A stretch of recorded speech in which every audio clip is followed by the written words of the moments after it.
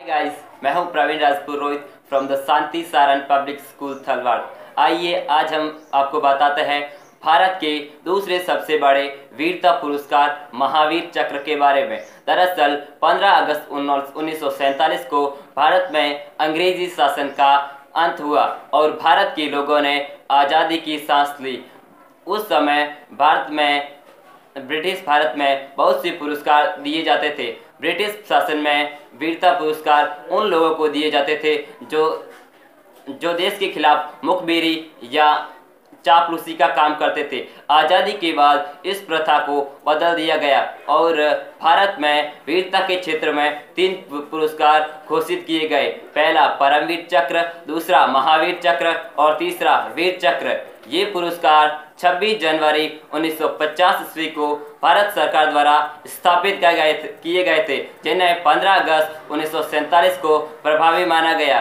भारत सरकार द्वारा 4 जनवरी 1952 को अन्य 3 वीरता पुरस्कार, पहला अशोक चक्र प्रथम श्रेणी, दूसरा अशोक चक्र द्वितीय श्रेणी और तीसरा अशोक चक्र तृतीय श्रेणी प्रारंभ किए गए और जनवरी 1967 में इनके नाम बदलकर क्रमशः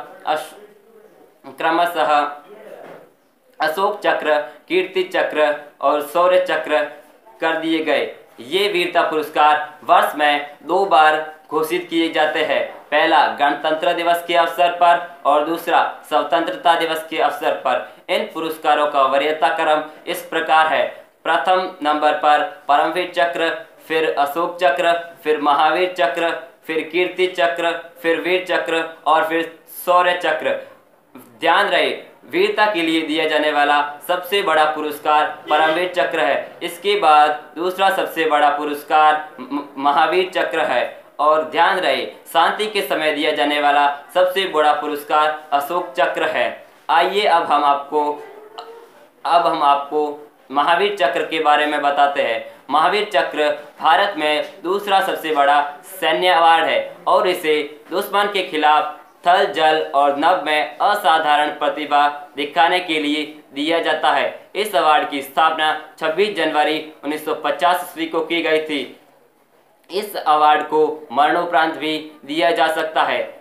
इस अवार्ड को सबसे अधिक लोगों को 1971 के इंडोनेशिया पाकिस्तान युद्ध में दिया गया था, जिसमें भारतीय वायुसेना को 11 पुरस्कार दिए गए थे। वर्ष 2017 तक लगभग 218 जाबाजों को इस पदक से सम्मानित किया जा चुका है। आइए अब हम देखते हैं कि कौन कौन से लोग इसके पात्र होते हैं। पहला, सेना, नौसेना और वायुसेना के सभी रैंकों के अधिकारी, पुरुष और महिलाएं, प्रादेशिक सेना, रिजर्व बल और किसी अन्य विधिवत सशस्त्र बलों के गठन के प्रादेशिक के लोगों को यह अवार्ड दिया जा सकता है। दूसरा, मुख्य नर्स, सिस्टर्स और नर्सों और नर्सिंग सेवाओं के कर्मचारियों और अस्पतालों के अन्य सेवाओं से संबंधित लोगों, नियमित या अस्थायी रूप से कार्यरत उपर्युक्त सुरक्षा बलों में से किसी से भी संबंधित व्यक्ति को इस अवार्ड के लिए युद्ध क्षेत्र में बहादुरी दिखाने के लिए चुना जाता है। हाय दोस्तों, अगर आपको ये वीडियो पसंद आया हो तो ज़्यादा से ज़्यादा इसे लाइक और कमेंट करें और हाँ, इसे आगे से आगे शेयर करते रहें।